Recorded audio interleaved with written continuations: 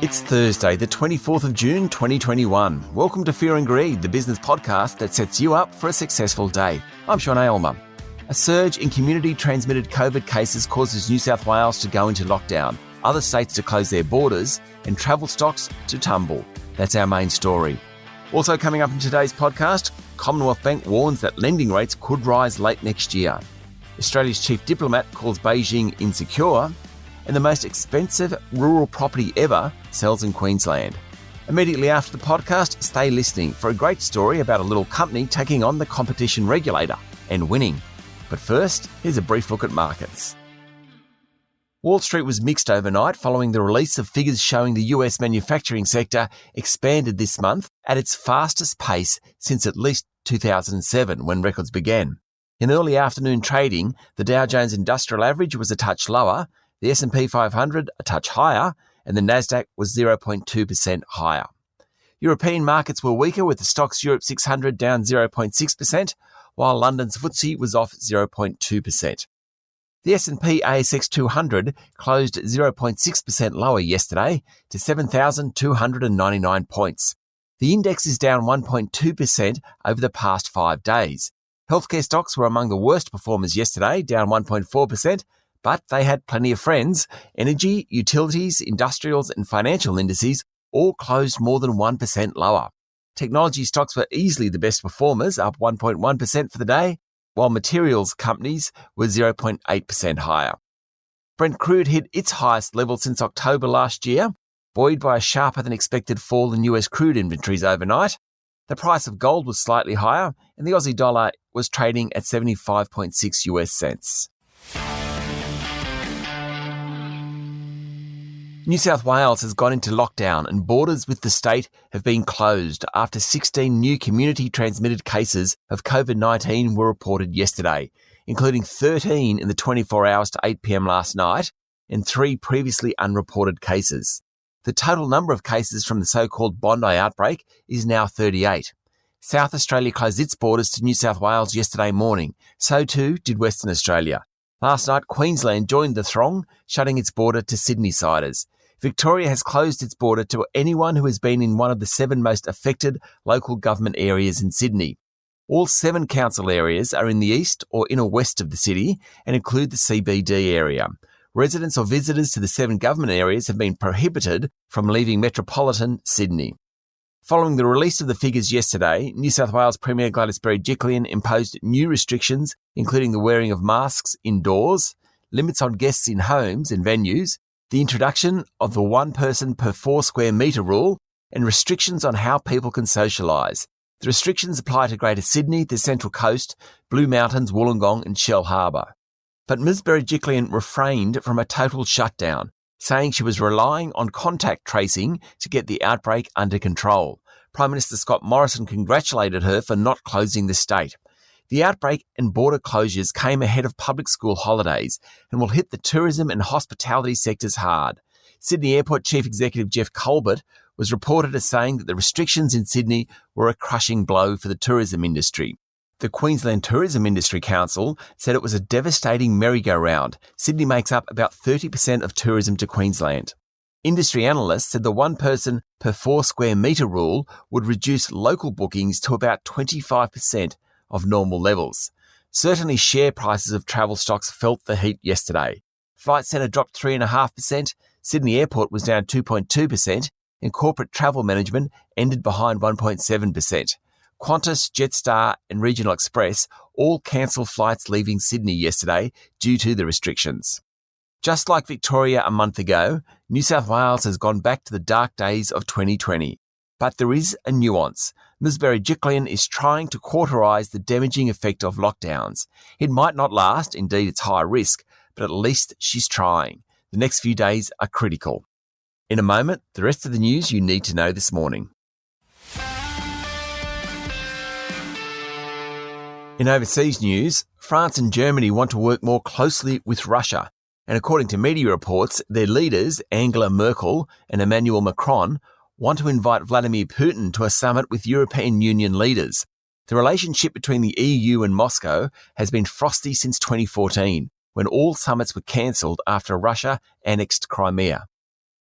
Hong Kong's pro-democracy Apple Daily newspaper will close after authorities used a national security law to arrest its top editors and freeze the company's assets. Its last print edition will hit the streets today. So much for free speech in Hong Kong. One of the world's biggest investment banks, Morgan Stanley, will bar employees and clients from entering the bank's New York office unless they've been vaccinated against COVID-19. The rule will kick in on July 12, according to the Financial Times. Wall Street banks have been pushing to get people back into the office in recent weeks, and this is all part of that. And a report on Bloomberg this morning says the world's publicly traded independent oil producers will make a record $348 billion in profits this year. It isn't just higher oil prices, it's also pulling back on spending new capital, which is boosting the bottom line. Locally, the country's biggest home lender, the Commonwealth Bank, expects the Reserve Bank will lift the official cash rate late next year, well ahead of the central bank's current target of 2024. The guidance follows Westpac's call last week that rates would rise in early 2023. AMP Capital's chief economist Shane Oliver has also forecast a rise in 2023. Commonwealth Bank's head of economics, Gareth Aird, thinks there'll be a rate rise in November 2022, another the following month, then 3 in 2023. That would push the official cash rate towards 1.25% by the September quarter 2023. If that was the case, and this is my calculation, not Commonwealth Bank's, then variable home loan rates in about 2.5 years will be around 4%, up from around 2.69% today. Mr. Aird said his forecasts were based on the government continuing to spend up big and borders reopening to migration in the middle of next year. Australia's trade surplus hit a record high of $13.3 billion during May, up 30% on the previous month. Exports were 11% higher at $39.2 billion, driven mostly by iron ore exports to China. It was the third consecutive month of record iron ore sales. The Australian Bureau of Statistics figures showed strong imports of solar arrays and cells and lithium-ion batteries, demonstrating the push by consumers and businesses towards low-emissions technology. Imports were also up thanks to a one-off purchase of an aircraft from the US. The Reserve Bank believes businesses will increase their production of goods to overcome bottlenecks and supply shortages, which will in turn take the pressure off prices.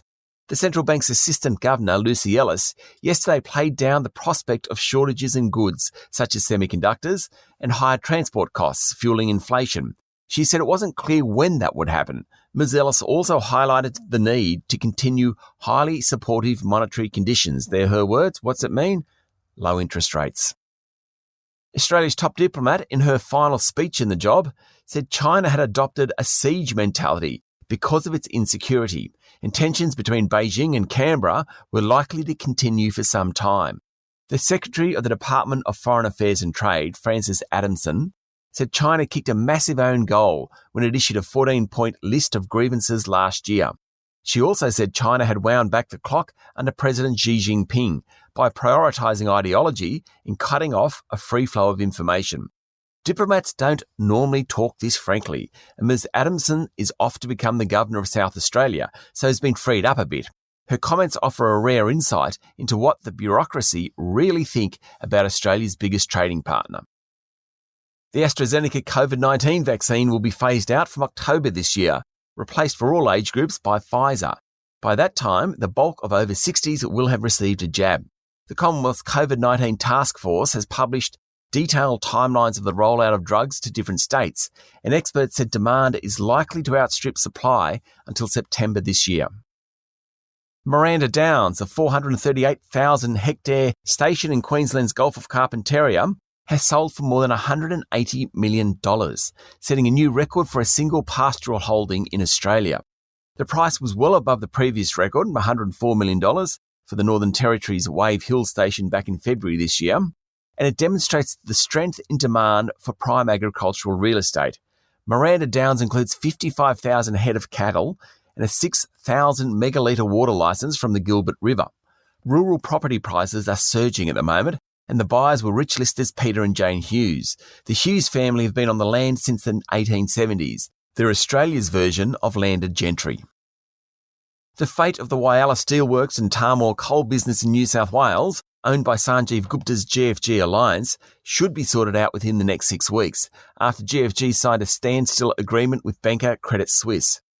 GFG is working on a finance deal with US group White Oak, which would see Credit Suisse paid out and the Whyalla and Tamworth businesses refinanced. That should allow them both to keep operating, though if the deal isn't done, anything could happen. Deputy Prime Minister Barnaby Joyce and his team has upset his coalition partners after sectors of the National Party pushed to blow up the Murray-Darling Basin Plan. Several Nationals, led by Bridget McKenzie, attempted to amend a water bill to dismantle the Basin Plan. South Australian Liberals immediately wrote to Scott Morrison demanding it not happen. Other South Australian parliamentarians of all parties supported the letter. The Liberals shut it down, but Mr Joyce's influence was evident. Woolworths will be hit with a $50 million non-cash impairment charge from its Metro Food Stores network as a result of lower sales due to COVID. Hardest hit stores were in CBDs and outlets at transit sites. Woolworths has 84 Metro stores and 50 are located in inner-city suburbs. Ahead of COVID, the smaller format was working well as people purchased groceries on the way to and from work and home. But COVID has changed much of that. Woolworths also announced plans to build a new 76,000 square metre facility in Sydney's west to service 280 stores in New South Wales. The temperature-controlled building, suitable for perishable goods, will cost about $400 million. Agribusiness Costa Group will pay $200 million for the assets of 2PH Farms, a citrus grower based in central Queensland. Costa has been buying citrus assets in recent months, and yesterday it said that earnings would be above previous guidance. And finally, one of my first memories as a child was an advertisement featuring Betty Best and Lottie Less. They were colourful characters, shall we say, marketing the retailer Best and Less. That was in the 1970s, and by then the group was more than a decade old. Next month, some 55 years after it was founded, Best and Less will finally hit the ASX after going to market to raise $60 million in an IPO. Good luck to them. Their orange store clothed me throughout my schooling. Up next is our daily interview, and today we're having a look at a David and Goliath battle that's played out in the federal court over the last few months. It's the story of a family-owned company from regional Victoria, accused by the ACCC of operating as a cartel. And what makes it even more unusual is that the ACCC lost the case. That's today's daily interview, up next in the Fear and Greed playlist. It's Thursday, the 24th of June 2021. I'm Sean Aylmer, and that was Fear and Greed. Enjoy your day.